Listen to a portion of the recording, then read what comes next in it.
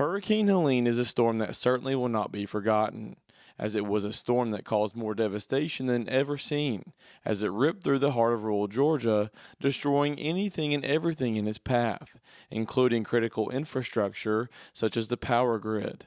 Hurricane Helene was the most devastating storm to hit Georgia Power ever. Many people remember the damage that was caused by Hurricane Michael, Hurricane Irma, Hurricane Matthew. Hurricane Helene actually did much more damage than those three storms combined. Hurricane Matthew took down about 2,000 power poles. Hurricane Helene took down 12,000.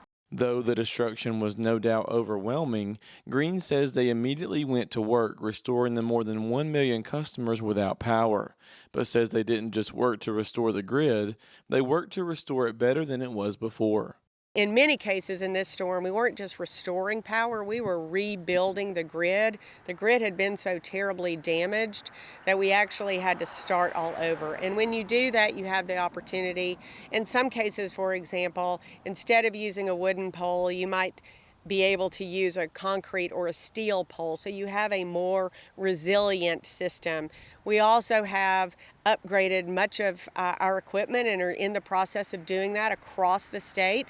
It really does give us an opportunity to make improvements to our grid that we would normally have been planning to do anyway, and we'll just do it while we're out there restoring after the storm damage. Though most will never notice the improvements on a day-to-day basis, the technology can have a big impact by increasing efficiency when nature strikes. You see transformers everywhere. A lot of people know what a transformer is, but there's other devices like sectionalizers and reclosers and trip savers. Those type devices is what allows us to keep the power on in a more timely manner. Where as opposed to where you may have just a fuse blow and your power stays out until somebody can come fix it.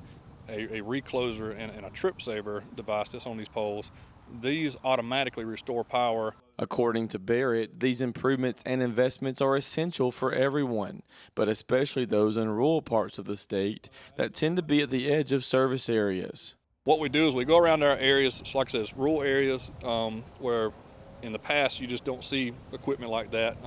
Usually you see that in kind of your more populated areas. And we're trying to focus on our more rural areas, so those customers matter. They're just as important as everybody else. So a lot of our farmers with their pivots and irrigation systems, they're at the end of these lines in these rural areas, and that's where we're trying to get a lot of the system implemented so we can have quicker restoration time and just provide them with a more reliable system. Reporting in Waynesboro for the Farm Monitor, I'm John Holcomb.